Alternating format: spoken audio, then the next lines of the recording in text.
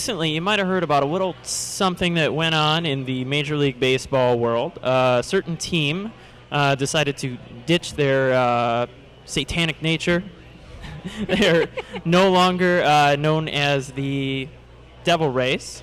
So we have Brian Killingsworth with us here tonight to talk with us about the Tampa Bay Rays. It's so hard not to say Devil Rays. Welcome, Brian. Nice seeing you guys. Brian is the Director of Marketing and Promotion for the Tampa Bay Rays. Brian, start out by telling us about your role within the Rays and what you do on a daily basis as Director of Marketing and Promotions. Well, we have a staff of about 6 people, and it's growing each and every day. And what we do is we coordinate all the promotions, all the advertising and the marketing, from the strategy to the execution. We put on special events, and we work hand in hand with each department in really executing our strategy. And you had quite an undertaking in rebranding recently. Why did you decide to change the Rays brand, name, uniforms, logo, and what other elements went into that rebranding? Well, we decided to change when owner Stu Sternberg took over a couple years ago. We changed internally first. We wanted to really define what our core brand traits are and what our core brand mission is. So we want to energize the community through the magic of Major League Baseball. And really defining what that is, where we were, what we are, and what we want to become, really helped us internally to decide that and get everybody on the same page. And then from there, we wanted to make sure we had enough time to really make the right decision for the rebranding for the team, make sure we were really involving the community and getting everybody involved in the name change, make sure everybody was comfortable with it. That's great. So when you came out with this new brand, I understand you guys had a pretty big launch party, and there were some celebrities involved in that? We did. We wanted to really take our launch to a new level. Most teams, when they launch a new logo or a new uniform, they do a private event for the media, and what we want to do is create a festival. We wanted to open up to the public and really create a big event out of it. It was a free event.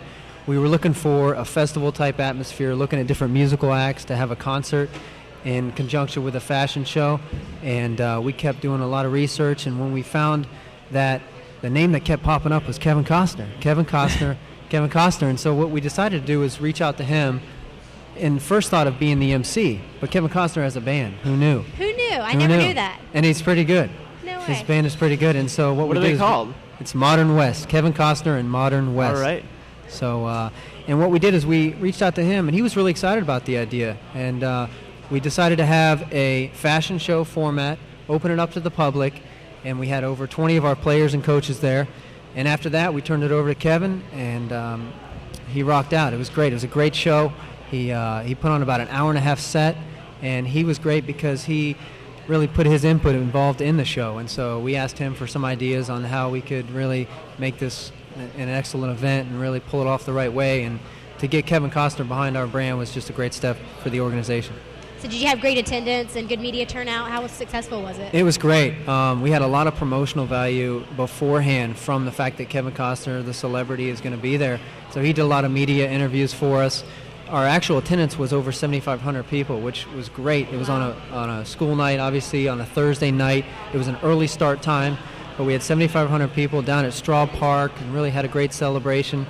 But Kevin was more than generous, did all the media for us, met a lot of our sponsors, and actually went around to every one of our employees in our front office and shook their hands. So that was really neat. That's awesome. Cool. It was great. And as a marketing organization, we understand all too well what goes into rebranding. It's not just your name change. You've changed your logo, which you can see on the new uniforms as well.